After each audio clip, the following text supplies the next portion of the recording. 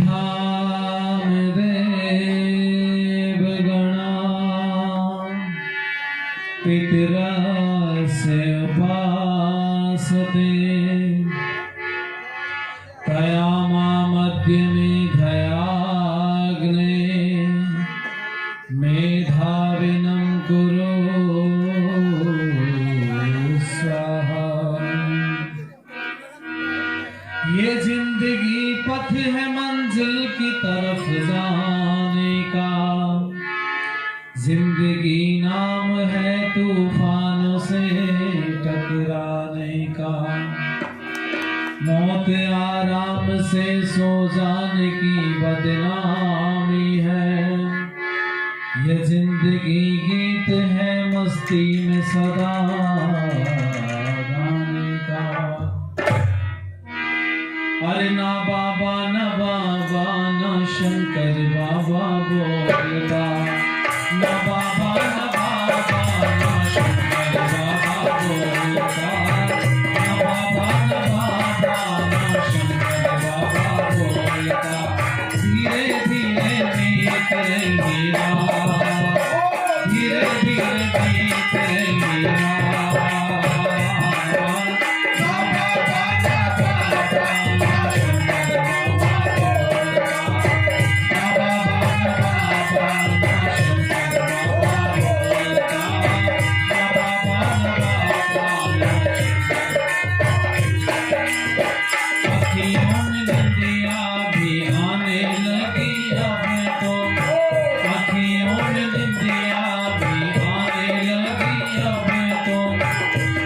थोड़ी भूख भी सताने लगी अब तो, दूर है अभी तो फिर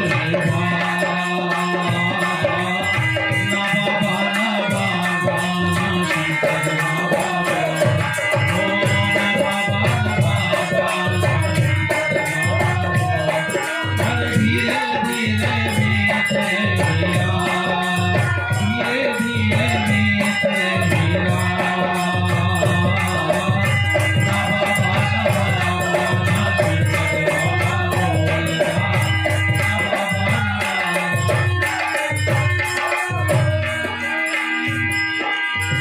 पंडे और पुजारी सारे सो गए भवन में, पंडे और पुजारी सारे सो गए भवन में। मूल शंकर बैठा और सोच रहा मन में, इनको ना मिलेंगे भोलेनाथ। ना बाबा ना बाबा ना शंकर बाबा, ना बाबा ना बाबा। धीरे धीरे बीत रही रात, धीरे धीरे बीत रही रात। ना बाबा ना बाबा ना शंकर बाबा बोलता, ना बाबा ना बाबा ना दिलों से निकल कर कुछ चूहे राजा आ गए, दिलों से निकल कर कुछ चूहे राजा आ गए। मलमूत्र किया और चढ़ावा बिठा रहे, दिलों से निकल कर कुछ चूहे राजा आ गए। मलमूत्र किया और चढ़ावा बिठा रहे, लक्ष्मण ये कैसा होता। ना बाबा ना बाबा ना शंकर बाबा बोलता, ना बाबा ना बाबा ना शंकर बाबा बोलता। शंकर बाबा बोलता, शंकर भोला बोलता, शंकर बाबा बोलता, शंकर भोला बोलता। ना बाबा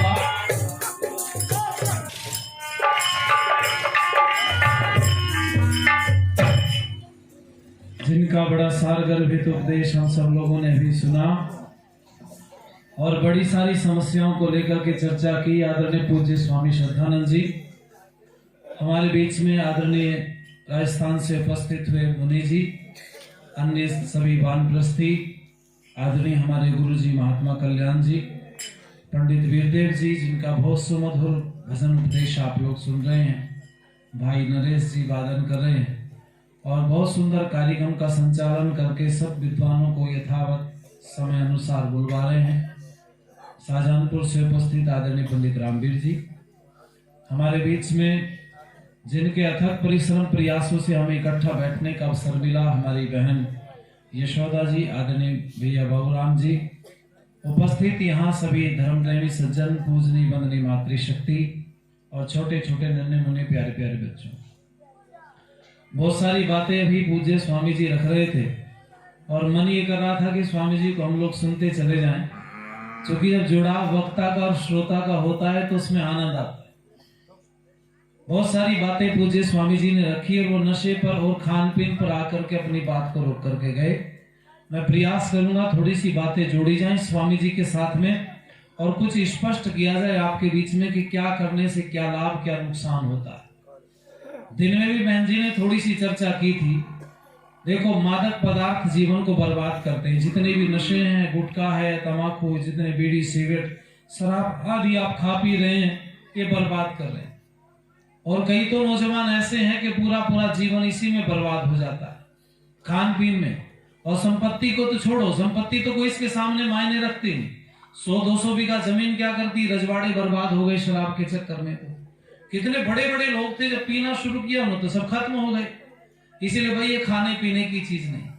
और मैंने कल भी रात्रि को माताओं से एक प्रार्थना की थी कि अपने बच्चों को बचपन से इस बात को सिखाओ कि ये खाने पीने के जो गलत गलत पदार्थ जिनको लोग खा पी रहे हैं, गुटखा, तंबाकू, बीड़ी, सिगरेट, ये नहीं खाओ पियो। छोटे बचपन से अपने बच्चों को अगर आप प्रतिदिन उपदेश दोगी तो मेरा मानना ऐसा है कि धीरे धीरे उन पर वो संस्कार जमेंगे। और जो प्रयास करके हम लोगों को आपको समझाना पड़ रहा है कि हमें उतनी मेहनत करनी नहीं पड़ेगी। आपका आश्चर्य होगा, जब शराब पी लेता है तो बुद्धि से फिर इसका कोई लेना देना नहीं होता। ऐसे ऐसे गलत गलत गंदे गंदे काम कर जाता है। स्वामी जी बता रहे थे, अपनी माँ की गर्दन काट दी एक नौजवान ने 50 रुपए के चक्कर में। अब कई माताएं तो बैठी बैठी डर रही होंगी, हमारा वाला भी पीता है और पैसे भी मांगता है कभी कभी दे के नहीं दे। पर मैं कहूंगा आज एक बिग बात ध्यान से सुनो। अगर आप बच्चों को सुधारना चाहते हो तो मेरे पास एक बहुत बढ़िया तरीका है। आप ध्यान से बैठ के सुनोगे तो मैं सुना पाऊंगा। हालांकि मेरी में और आपकी भाषा में थोड़ा सा तो अंतर है, क्योंकि जो आपकी स्थानीय भाषा है ना, तो वो मैं समझ तो लेता हूं पर वो बोल नहीं सकता। और हालांकि थोड़ा बहुत बोल लूं तो उतने से काम नहीं बनेगा। कल हम जब आ रहे थे तो हमने देखा पिछले गांव में किसी की कोई वो बकरी ने बच्चे दिए 2। एक बच्चा ठीक ठाक कूद रहा था, एक गर्दन यूं ढलकाए पड़ा हुआ था। तो उन्होंने पल्ली बिछा रखी थी। पल्ली तो समझ रहे हैं ना, छोटा सा वो कट्टे जोड़ के पल्ली बना के वो बिछा रखी थी आंगन में और 3-4 औरतें बैठी। तो मैं गाड़ी आ गई, हमने गलत मोड़ दी थी तो हमें गाड़ी घुमानी थी। वहां गाड़ी मैंने ढीली की तो उनकी जो आपस में बात चल रही थी, आओ काकी का बताए हमारी बकरिया ने बच्चा दिया, एक की गर्दन लड़क गई है तो थोड़ी थोड़ी भाषा समझ में तो पूरी आ जाती पर बोल नहीं पाते, तो इसलिए आपकी मेरी भाषा में थोड़ा अंतर है। पर मैं प्रयास करूंगा आपको समझाने का, क्योंकि हमारी बहन का आदेश था कि भाई आपको 3 दिन हमारे बीच में रहना, तो उसके आदेश को हम कैसे टाल सकते थे। आपको नहीं पता कि बहन जी और बाबूराम जी कितने बड़े लोग हैं, है ना। ये हो सकता है कि आपके गांव में इन्होंने मकान, इनका घर छोटा हो, कद छोटा हो सकता है रिश्ता छोटा हो, लेकिन जो काम ये दुनिया भर में कर रहे हैं ये बहुत बड़ा काम है। बदायूं के नाम से अगर कोई उपदेशक का नाम आता है तो आज बहन जी का और बाबूराम जी का नाम आता है। ये बहुत बड़ी बात है। तो हमारे मन में भी ये था कि एक बार सरेली जरूर देखना। कई बार तो मैं नाम ही भूल गया, मेरे को सहेली याद रह गया। मैंने कहा सहेली जाना। कई लोगों से पूछा, उन्होंने कहा भाई सहेली नाम का तो कोई गाँव। फिर मैंने वो नेट में डाला हुआ था जहां मैंने फिट किया प्रोग्राम। हम लोग सब कंप्यूटर पे डालते हैं, क्योंकि ये सब खो जाए, मोबाइल वगैरह खत्म हो जाए तो प्रोग्राम और नंबर सब चले जाएंगे।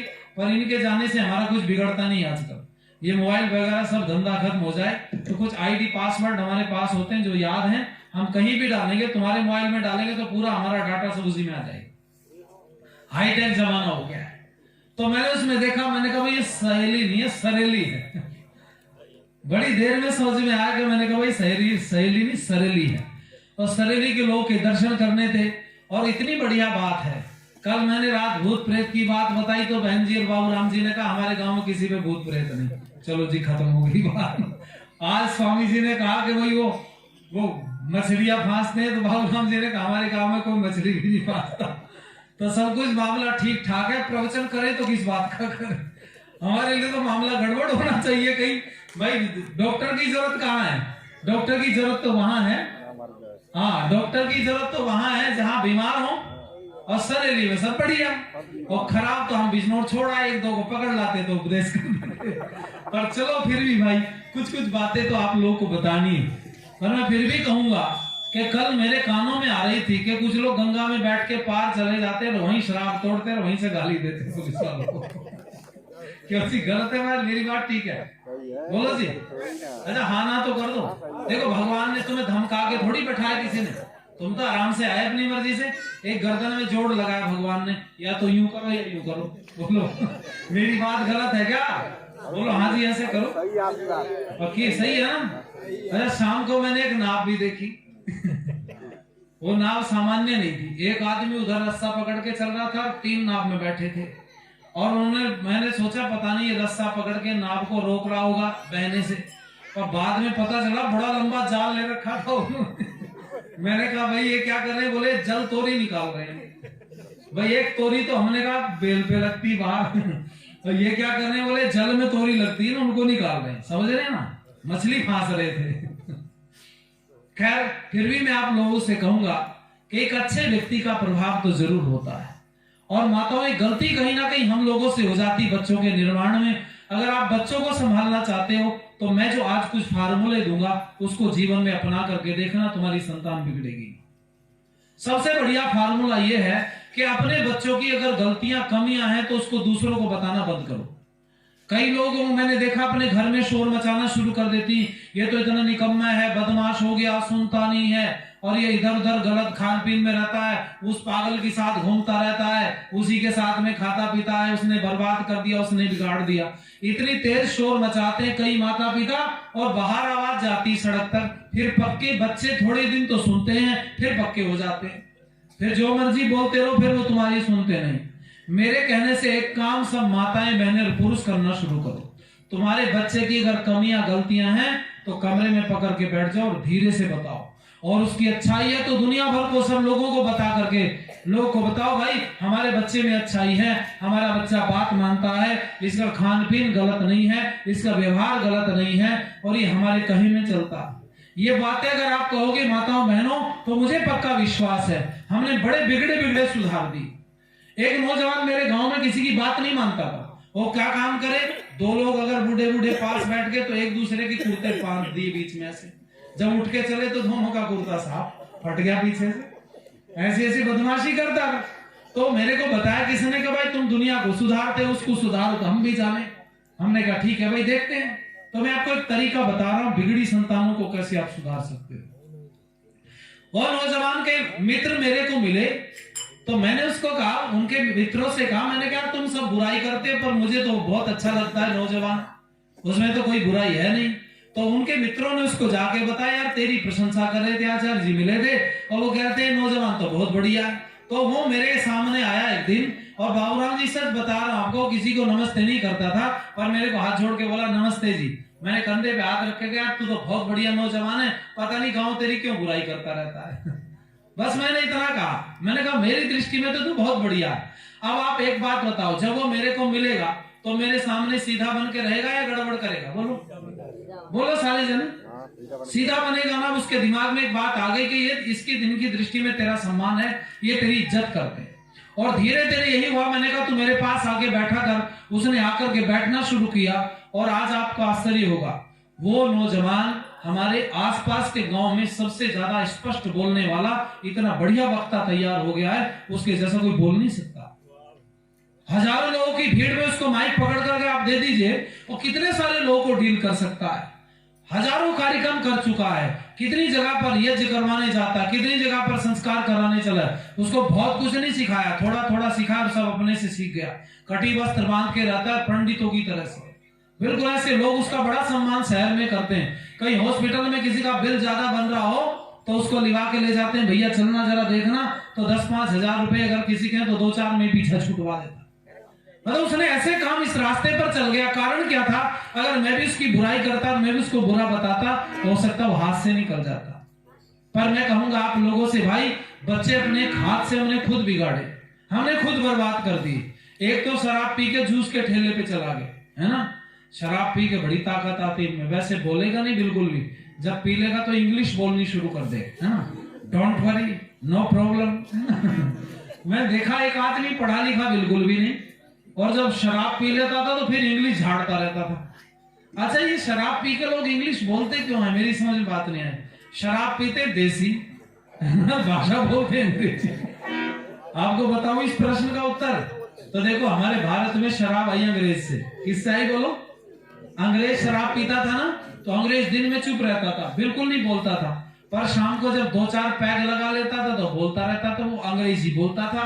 तो हमारे वालों ने उसकी नकल करनी शुरू कर दी अंग्रेज की। ये भी शराब पीते थे, 2-4 शब्द इन्होंने भी रट लिए। एक मैंने देखा, एक व्यक्ति शराब पी लेता था तो खंभे के सामने खड़ा हो जाता था। भाई साहब, मेरे को फला मोहल्ले में जाना है और रास्ता नहीं मिल रहा, जरा बताना। पीछे से पत्नी आके कहने लगी, मैं बताऊंगी कहाँ रास्ता दे। एक मारा खींच के कान पे, कहने लगा नहीं पता चल गया किधर से, गलत खड़ा हो गया था। शराब तो बर्बाद कर देती भैया। जूस के ठेले पे पता क्या कह रहा है जूस वाले को? नौजवान ऐसा है, अगर थप्पड़ मार दिया किसी ने तगड़ा तो उठा नहीं जाएगा। और जूस वाले के पास शराब पी, जूस वाले 1 गिलास जूस पीला, लड़ाई होने वाली है।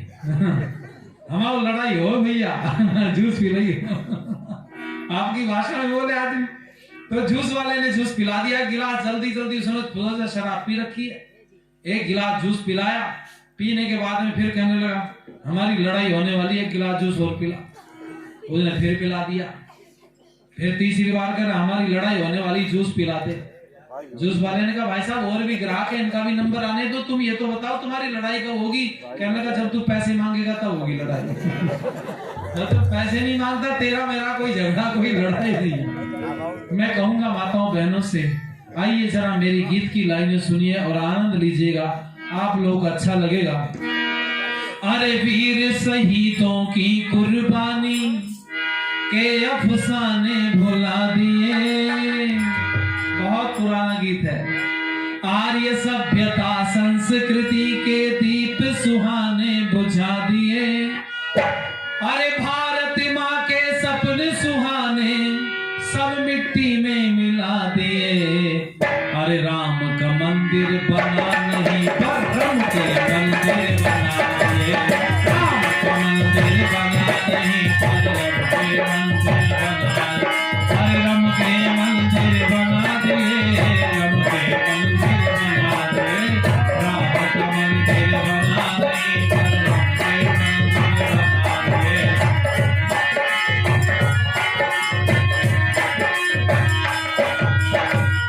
और यहाँ से सुना भैया जो पैर लगाते हैं। मद्यपान कर कर नित्य प्रतिदिन सब गड़बड़ सा लगता है। मद्यपान कर कर नित्य प्रतिदिन सब गड़बड़ सा लगता है। चेहरे के ऊपर देखो मौसम पतझड़ सा लगता है। चेहरे के ऊपर देखो मौसम पतझड़ सा लगता है। शराब पीने वालों के घर डेरा है कंगाली का। शराब पीने वालों के घर डेरा है कंगाली का। मौसम बसंत विहीन हाल बेहाल हुआ घरवाली का। मौसम बसंत विहीन हाल बेहाल हुआ घरवाली। अपना तो खाना खराब है, अरे अपना तो खाना खराब है, पर मैं खाने सजा दिए।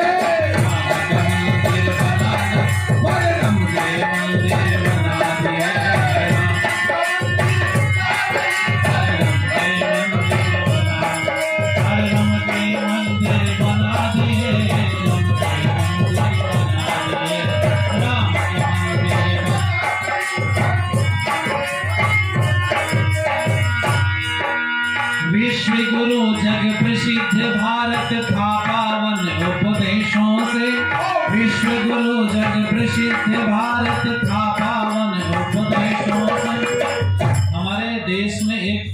यात्री आया था, उसका नाम था श्वेतयांग कहते थे इसको, लेकिन फाइयान नाम रख दिया भारत में जब आया। लेकिन कागजों मैंने पढ़ा उसको श्वेतयांग नाम, जहां जहां वो गया देश में उन सब जगहों पे मुझे जाने का मौका मिला।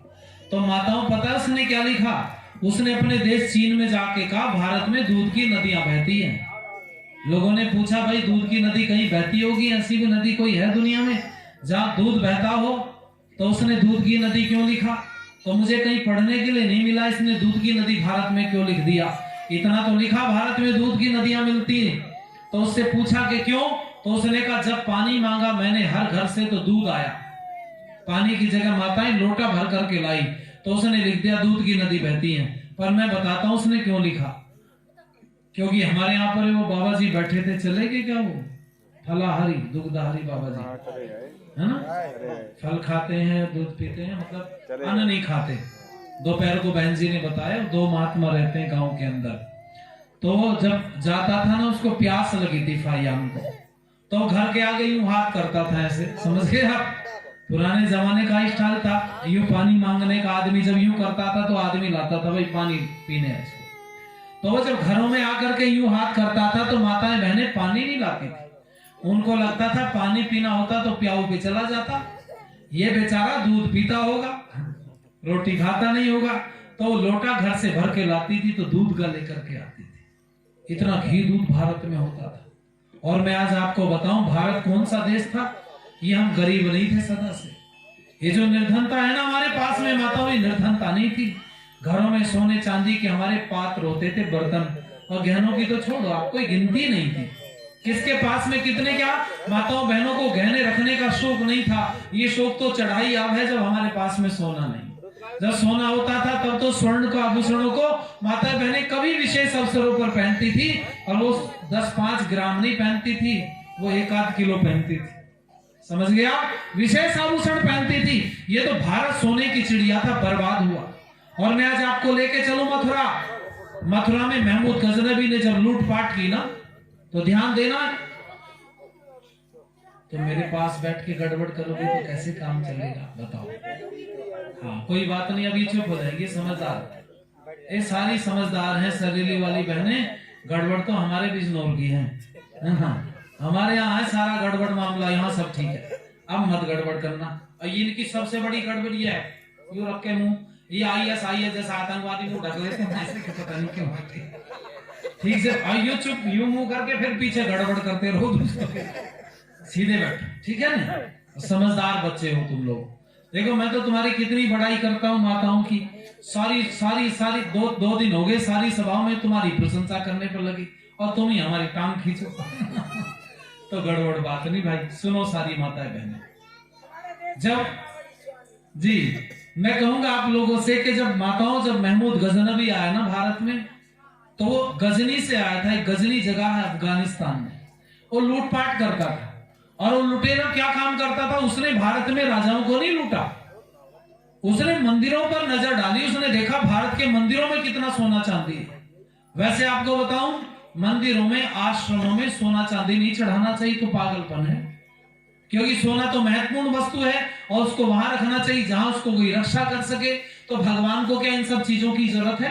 क्यों जी? अच्छा भगवान को सर्दी गर्मी लगती है क्या? भगवान को भूख प्यास लगती है क्या? भगवान भी हमारी तरह बीमार होता है क्या? भगवान को भी गहने पहनने का शौक चढ़ा है क्या? ये तो नीरा पागलपन है।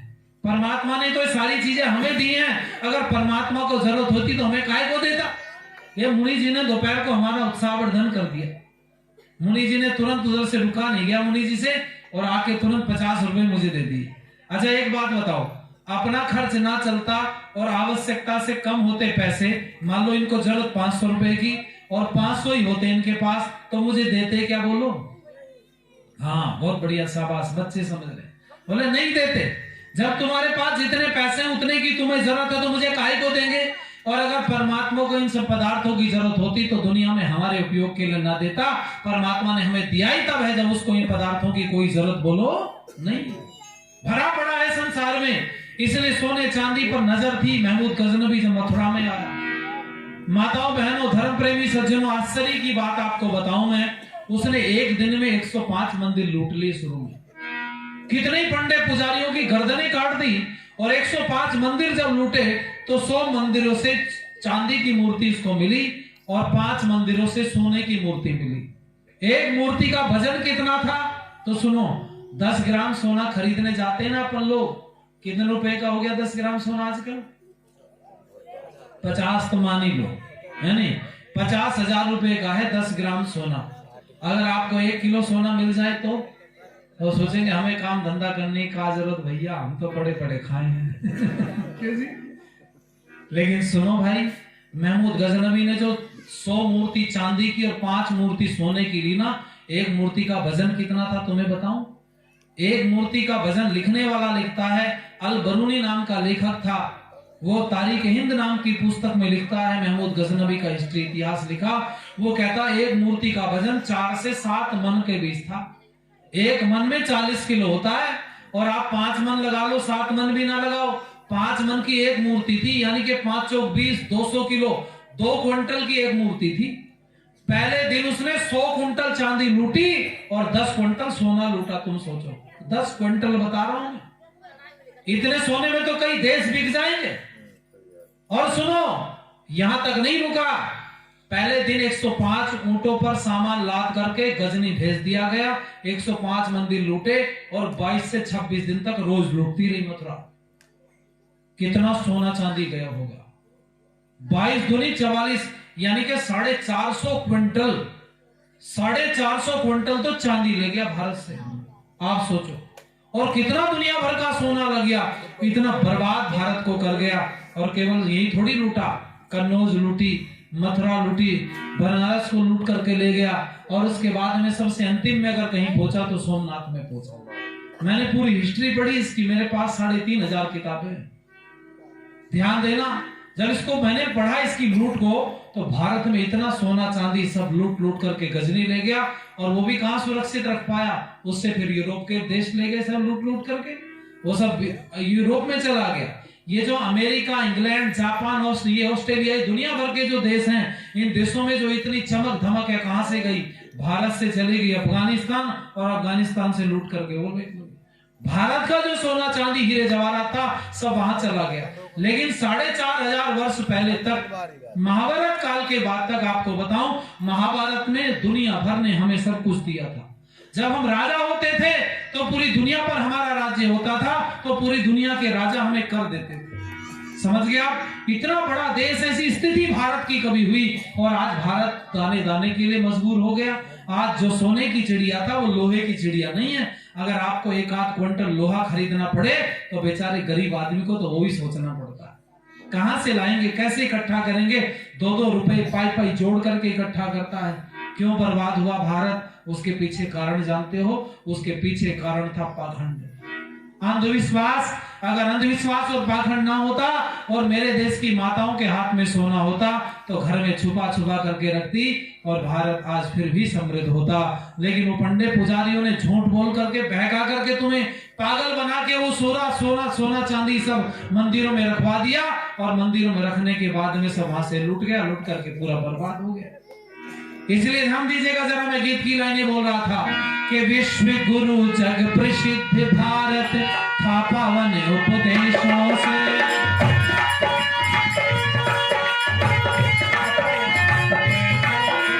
चरित्र की शिक्षा लेने आते थे लोग विदेशों से, चरित्र की शिक्षा लेने आते थे लोग विदेशों से। उग्र तपस्वी ब्रह्म ऋषि मुनियों के सदुपदेशों से, उग्र तपस्वी ब्रह्म ऋषि मुनियों के सदुपदेशों से। पाप ताप संताप मिटे जीवन था दूर कलेशों से, पाप ताप संताप मिटे जीवन था दूर कलेशों। सभी चरण पूजता था सब जग, अब स्वयं आचरण गिरा दिए।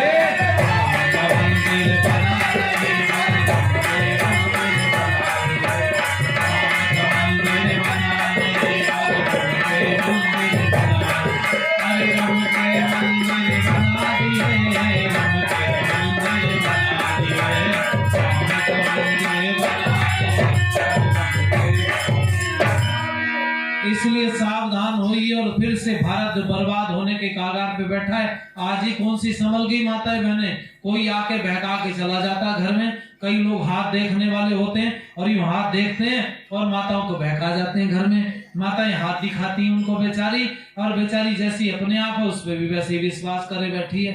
अच्छा वो इतना बड़ा दस्तकार होता, वो गड़ा हुआ धन जानता या सारी चीजें सब जानता, तो तुम्हारे पास क्या करने आता? क्यों जी, वो हाथ भीख मांगता थोड़ी फिरता। अच्छा आजकल मैंने देखा वो कछुए वाली अंगूठी पहने फिर रही कई माताएं, है ना। मैंने पूछा इससे क्या होता है, कहने लगे इससे धन की कमी नहीं पड़ती। मैंने कहा एक बात बताओ, तुम्हारे घर जो बढ़िया गाय भैंस दूध देती है उसको बेचोगे क्या? क्यों जी, जो अच्छा गाय भैंस दूध देती है उसको नहीं बेचते, तो सोनार इतना पगलैट है क्या? जिस कछुए से पैसा आएगा वो कछुआ तुम्हें बेच देगा। अरे समझ रही बात ही हमारी माता मैंने सीधी बोली, उसका तो वो कछुआ बेच के ही पैसा आएगा, और तुम खरीद के आओगे तो तुम पे कहां से 10 20 50 रुपए की तुमने खरीद ली कछुए वाली, उतने तो कमी हो गए तुम पे। अच्छा कछुए से पैसा आता तो कछुआ तो कोई रख लेता घर में, क्यों जी, हम तो जिंदा ही पकड़ के रख लेते। हमारा छोटा वाला भाई है, वो पशुओं के लिए हमारा वो बना हुआ है टैंक पानी का 4-5 हजार लीटर, क्योंकि गाय भैंस रहती है हर समय, तो कई बार लाइट गुल हो जाए, बिजली चली जाती, मुश्किल हो जाती है, एक आध दिन में दिक्कत हो जाती, बहुत सारी गाय भैंस, तो उनके लिए बस वो टैंक बना के रखना पड़ता है पानी को। तो उस पानी में पता नहीं कोई मछली पकड़ रहा था, तो उसने मछली जाल जब यूं झाड़ा तो नन्हे नन्हे बच्चे मछली के मुंह फुदकने लगे। अब उससे देखा नहीं गया, तो उसने वो इकट्ठे करके पानी में डाल दिए, ला के उसने पानी के टैंक में डाल दिए। मैंने कहा भाई बीमारी कहाँ से ले तू पकड़ के? उसने कहा भैया मर जाते, इनको बाहर नहीं, जब बड़े हो जाएंगे तो उनको छोड़ आऊंगा। ठीक है, उसमें फिर पता नहीं कहाँ से खेत में पीछे हमारा पीछे जहाँ घेर बना हुआ पशुओं को, उसमें छोटे छोटे कछुए के बच्चे उसने वो भी उसमें डाल लिए। मैंने फिर एक दिन डांटा उसको, तो वो जल्दी जल्दी से निकाल के से वो खाली किया। मैं बताऊं कछुए से पैसा आता तो हम तो जिंदा ही पाल लेते, क्यों जी भाई, ये कछुए की अंगूठी पहनने की क्या जरूरत है? पर मैं माताओं तुम्हें एक बात बताऊं, ये तुम्हारा सब पागल बनाते हैं, ये सब मूर्ख बना रहे माताओं का, माताएं आसानी से बन जाती हैं। कई तो हाथ देखने वाले ऐसी ऐसी बात बता जाते हैं, सब कुछ बढ़िया है, ये होगा वो होगा, पर बोले पर क्या, पर तेरे सिर पर शनि चढ़ रहा है ना। अच्छा शनि कितना बड़ा? मैंने एक पंडित जी से पूछ लिया, मैंने कहा भाई शनि कितना बड़ा? बोला जी बहुत ही बड़ा है। मैंने कहा कितना बड़ा? बहुत बड़ा। बोले बहुत बड़ा। मैंने पता तुझे भी नहीं, पृथ्वी से 13 लाख गुना बड़ा है। आप सोचो कि जितनी बड़ी धरती है ना पूरी, इससे 13 लाख गुना बड़ा शनि है, और तुम्हारे सिर पे अगर चींटी चढ़ जाए, चाटा चढ़ जाए तो पता चलेगा कि नहीं? और कमाल की बात यह शनि मेरे पे चढ़ रहा है, मुझे पता नहीं, पता पंडित जी को चल रहा। एक बार वो हमारे स्वामी जी थे, स्वामी भीष्म जी, वो रोहिणी पार्क दिल्ली में बैठे, तो वो इतना मोटा डंडा रखते थे, 6 फीट के आदमी थे, तो 4-5 फीट का डंडा रहता था, बड़ा मोटा लंबा तगड़ा मजबूत सा। तो एक दिन वो पार्क में लेटे आराम कर रहे थे दिल्ली में, तो एक वहां पे वो आया हाथ देखने वाला, तो हाथ देखने वाला जब वो बैठा ज्योतिषी, तो उसने अपनी पूरी दुकान खोल ली, और दुकान के वहां कुछ पत्थर रख लिए, कुछ जड़ी बूटी सी रख ली, एक आध कुछ कागज पत्थर रख लिए, ऐसे बैठ गया और वहां दिखाता हस्तरेखा विज्ञान, हाथ दिखाओ और अपना भविष्य जानो। एक नौजवान आया और उसके सामने बैठ गया, हाथ दे, मेरा हाथ देखना। तो वो महात्मा जी जो बैठे हुए थे स्वामी भीष्म जी, वो उठ कर बैठ गए ऐसे, और वो पास में ही था ज्योतिषी। तो उसने जब नौजवान ने कहा कि मेरा हाथ देखना, तो स्वामी जी बोल पड़े, अरे ये तो पागल बनाता है, लोगों का झूठ बोलता है, इसको कुछ नहीं पता। तो वो स्वामी जी के पास आ गया, कहने लगा स्वामी जी फिर आप देख के बताओ मेरा हाथ। स्वामी जी ने कहा तेरा हाथ बहुत बढ़िया है। बोले ना ये बताओ मेरे हाथ में क्या क्या है? उन्होंने कहा 4 अंगुली है, 1 अंगूठा है। बोला नहीं ये तो मेरे, बताओ और बताओ। तो स्वामी जी ने कहा और ये है कि इसमें हड्डी भी है और मांस भी है। कहने लगा ना ये तो सब मेरे को पता है, आप ये बताओ मैं क्या बनूंगा? स्वामी जी ने कहा जो मेहनत करेगा बन जाएगा। तो उसने सोचा कि ये स्वामी भी कुछ नहीं जानता, फिर दोबारा ज्योतिषी के पास चला गया और ज्योतिषी से कहने लगा महाराज तो बिना मतलब पागल बना रहा है, तू बता देख के मेरे भविष्य में मुझे क्या क्या मिलेगा क्या क्या नहीं मिलेगा। अब स्वामी जी से रुका नहीं गया, स्वामी जी पास में जाके बैठे, डंडा हाथ में ले रखा था। ज्योतिषी से कहा ये 1 आध पैसा देगा तुझे, ज्यादा 4 आने दे देगा हाथ देखने के। तू एक काम कर, तू मेरा हाथ देख, मैं तुझे 100 रुपए दूंगा। और महाराज जी ऐसे प्रवचन करते थे तो लोग दक्षिणा देते थे, तो उन्होंने कपड़े में यूं करके बांध रखे थे 100 रुपए, सिक्के थे 10 पैसे, 20 पैसे, 50 पैसे, 1 रुपया, इतनी बड़ी पोटली हो रही थी 100 रुपए में। महाराज जी ने वो पोटली रख दी 100 रुपए की, पुराने जमाने की बात, कि ये 100 रुपए तेरे और मेरा हाथ देख। तो उसने कहा हाथ देख रहा हूं, बताओ क्या बताना है। तो स्वामी जी ने कहा मेरे पास ये डंडा है बहुत मोटा, अब ये बता ये डंडा मैं तेरे को मारने वाला हूं, ये बता तेरी कमर में मारूंगा, तेरे सिर में मारूंगा, तेरी टांगों में मारूंगा। अब तू अपना भी हाथ देख ले और मेरा भी देख के बता डंडा कहां लगेगा। बस हाथ जोड़ के खड़ा हो गया। महाराज जी नहीं बता सकता, बोले ये तो भविष्य है ये भी। अरे तू बता तो सही, तू सर में बताएगा तो मैं पैरों में मारूंगा, और तू पैरों में बताएगा तो मैं कमर में मारूंगा। अब हाथ चकरा गया, बेचारा पसीने पसीने हो गया। कहने लगा महाराज मैं सबका हाथ देख सकता हूं पर आपका नहीं देख सकता, आप आरी समझिए। समझ में आई बात। अब हमें कोई लोग मिलते कहते जी आप भूत प्रेत को नहीं मानते, मैंने कहा हम तो नहीं मानते। कहने लगा जो भूत प्रेत को नहीं मानता भूत उसका कुछ नहीं बिगाड़ सकता। तो मैंने कहा तेरा ही का फुप्पा लगे भूत तेरा क्या लगा, तू ही क्यों माने, कुछ देखे भूल गया था क्या, क्यों मानता है, क्या जरूरत पड़ी इसको मानने की। पर मैं कहूं माताओं बहनों जरा ध्यान देना भाई, ये समस्या घरों के अंदर फैल रही है। अगर तुम्हारी समाजी बन जाओ ना तो ना तो भूत प्रेत सताएगा, ना ये हाथ देखने वाले परेशान करेंगे, ना घर में कोई गलत आदमी पैदा होगा। और आपको बताऊं संस्कारी संतान घरों के अंदर जन्म लेती है अगर तुम आर्य समाजी बन जाते हो। इतना बड़ा फायदा है समाजी बनने का, ना कोई तुम्हें बहका सकता जिंदगी भर। नहीं तो ठग बहुत हैं कदम कदम पे खड़े हुए बहकाने वाले लोग, और तुम्हारा पागल बनाते हैं, तुमसे धन भी ऐंठ लेते हैं, कईयों का तो चरित्र का हनन हो जाता है माताओं बहनों का इन्हीं दुष्टों के चक्कर में आकर के। इसलिए ध्यान देना जरा। एक तो शराब पी करके पता है अपनी ससुराल पहुंच गया, ससुराल जाके कह रहा अपनी जैसे भैंस खड़ी, भैंस की पूंछ पकड़ ली, भैंस की पूंछ पकड़ के कह रहा पप्पू की मम्मी तू तो जूड़ा बांधती थी, चोटी कब से करने लगी। सास आ गई, सास ने कहा रे निकम्मे शराब पी के आ गया फिर ससुराल में। कहने लगा डोंट टच कहना मैं तेरा, तू कौन है। इसने कहा मैं तेरी सास लगती हूँ और क्या हूं, मुझे भी भूल गया। इसने कहा तू मेरी सास कैसे लगती है। इसने कहा मेरी इस घर में शादी हुई तो मेरी बेटी हुई। अरे पागल, वो बेटी जवान होगी उसकी शादी मैंने तेरे से कर दी तो मैं सास हूं तेरी। इसने कहा सास नहीं लगती। बोले क्यों, कि तेरी भी शादी इसी घर में हुई और मेरी भी इसमें हुई, तो तू और मैं दोनों साडू साडू लगते। थोड़ी देर में बेचारी पत्नी आ गई, कहने लगी तो शराब पिए घूमता रहता है, तेरे को बच्चों की तो है नहीं, अपनी लड़की जवान हो रही है, इसके लिए कोई लड़का ढूंढ ले, ये तो तेरे से होता नहीं, और इधर उधर टक्कर मारता फिरता रहता है।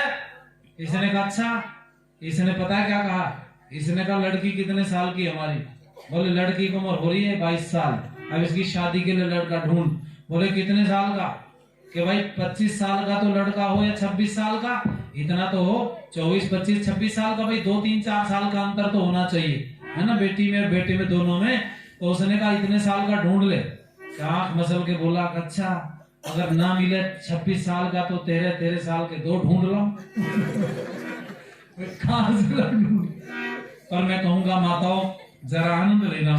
एक पत्नी अपने पति को समझा रही है, बड़ा पुराना भजन है, मुझे याद आ गया प्रकरण से, आइए आनंद लीजिएगा। आप लोग गा सकती हो मेरे साथ तो अच्छा लगेगा। अपने पति को समझा रही। अच्छा ये शराबी भी ना कमजोर पे भड़कता है, शराब पी के ताकतवर से कभी नहीं भिड़ेगा। ये जो इससे कमजोर होगा ना उसके साथ लड़ाई झगड़ा करेगा। और ये तो बंधा हुआ घर के अंदर एक ऐसा प्राणी है, बस पत्नी से सब भिड़ते हैं आके। एक मेरे पास आई, कहने लगी शराब छुटाने का तरीका बता दो। मैंने दवाई दे दी बहन जी, आपको भी बता दूं शराब छुटाने की दवाई।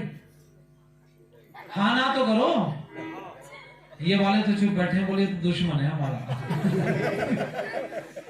अरे बताओ, अगर आप कहोगे तो बता दूंगा, ऐसी दवाई बताऊंगा, उसका लाभ होगा, नुकसान कुछ नहीं होगा। ठीक है, सस्ती दवाई फ्री की।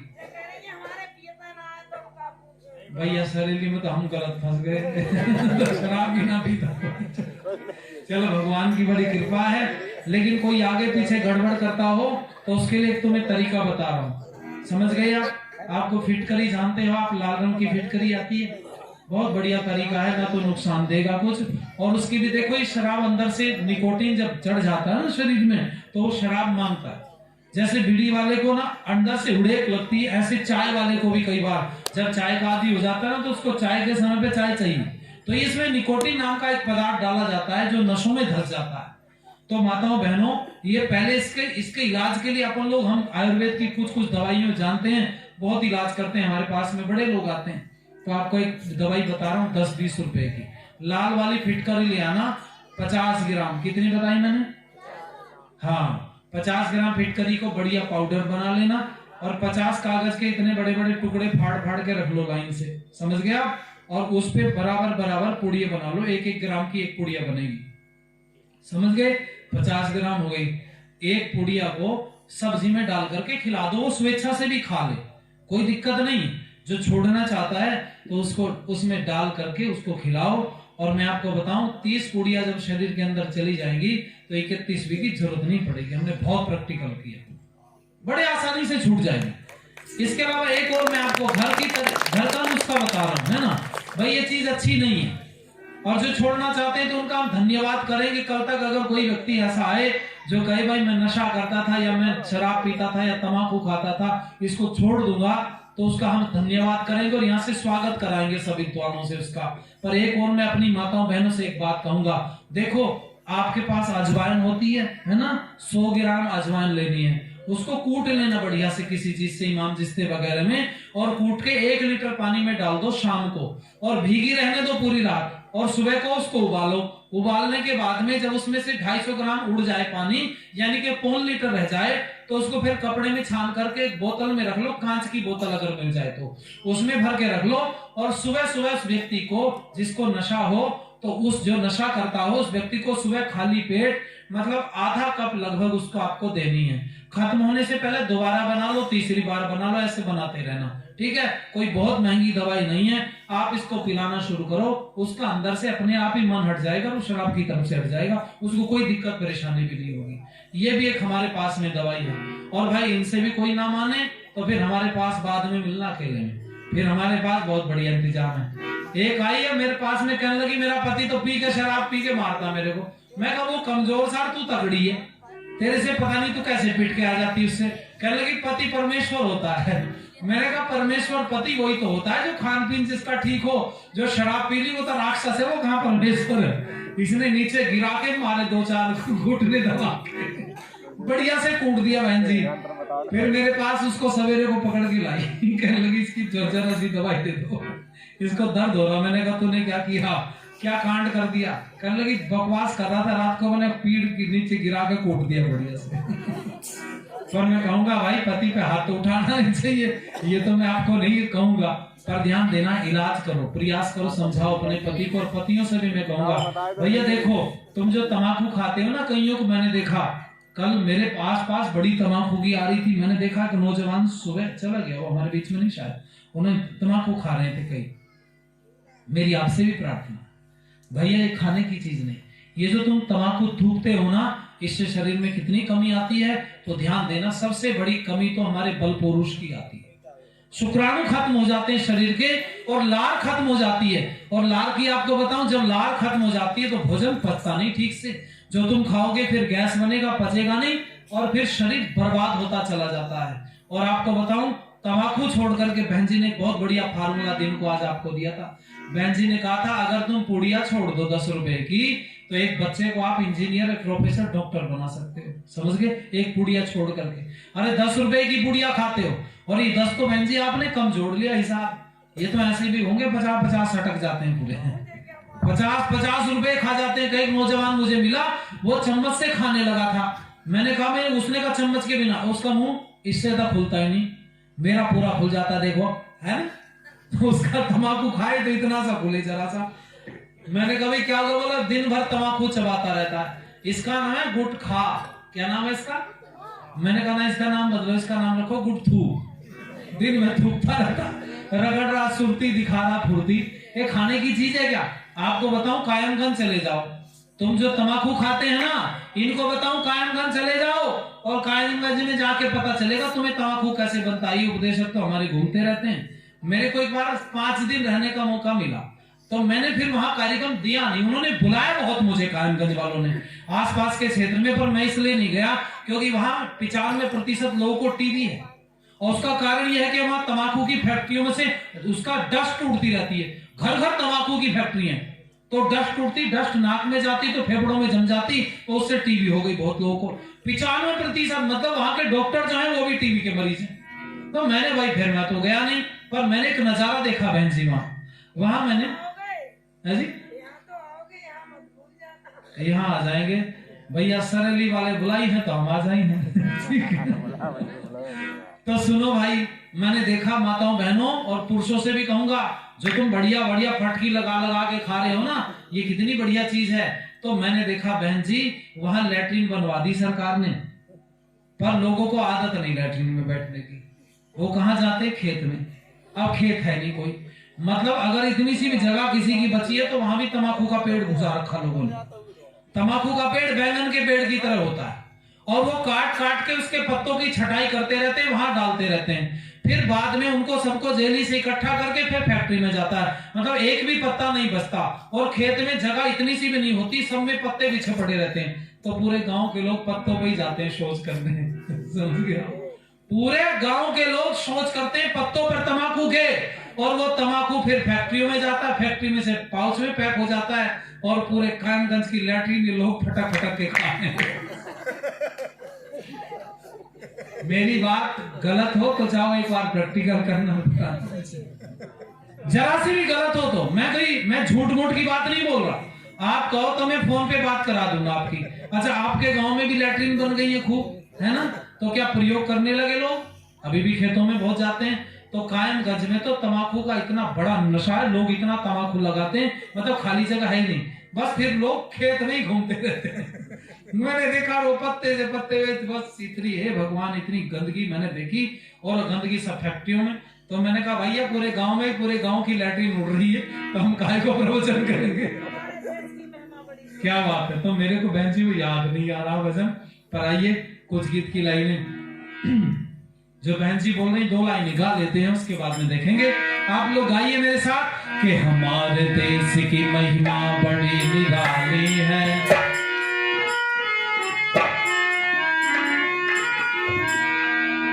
हमारे देश की महिमा बड़ी निराली है, सबसे सुहानी है, सबसे निराली है, हमारे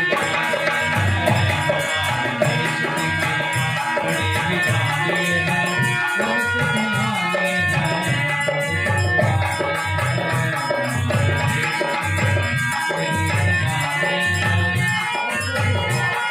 सबसे सुहानी है, मुझे याद नहीं आ रहा है भजन, सच्ची बात तो ये है। ठीक है ना, कोई और उपदेश सुना देंगे।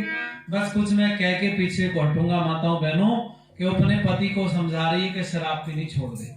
आप में से भी कितने लोग ऐसे हैं जो ये जर्दा वर्दा तंबाकू गुटखा फुटका खाते हैं? वो हाथ उठाएं, है ना? हम उनको कहेंगे कुछ नहीं भैया, है ना?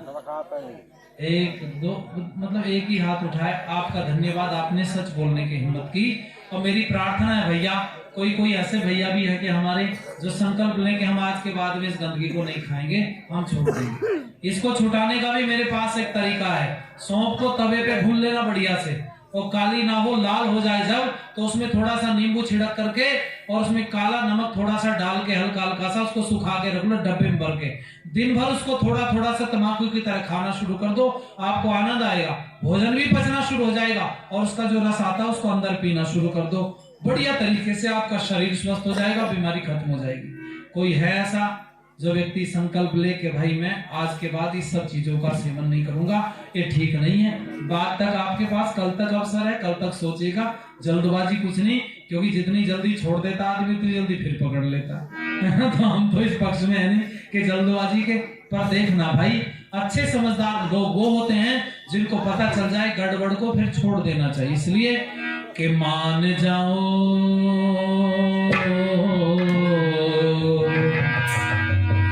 अरे मान जाओ पिया पीनी छोड़ दे शराब, मान जाओ पिया पीनी छोड़ दे शराब, नाश करे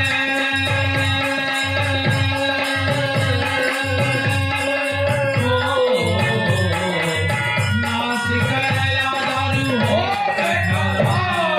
मान जाओ पिया पीनी छोड़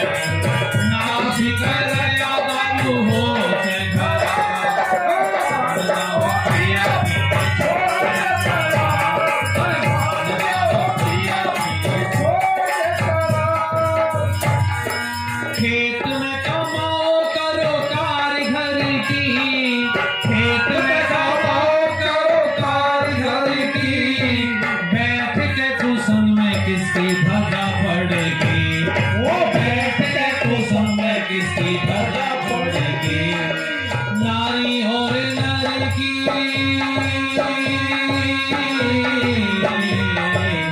नारी और नर की हो मैं मोती जैसी, मान जाओ प्रिया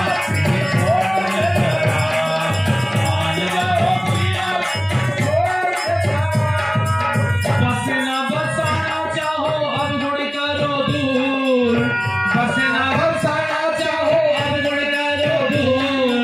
एक बार मंगवा करके पढ़ो तो जरूर, एक बार मंगवा करके पढ़ो तो जरूर। दुनिया में मशहूर,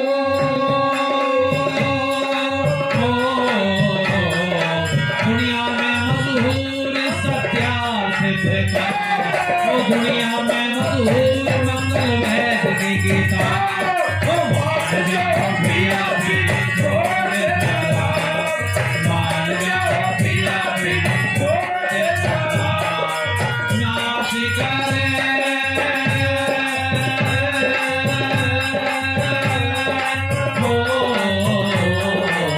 नाश करे आजालू हो सकता। मान जाओ प्रिया प्रिय छोड़ चला, मान जाओ प्रिया प्रिय छोड़ चला, मान जाओ प्रिया प्रिय छोड़ चला। आपने बैठ के बहुत ध्यान से सुना। जो समय मुझे दिया था कई मिनट आगे हो गई है, मैं समय देख नहीं पाया। आप लोगों का बहुत बहुत धन्यवाद। ओम शांति।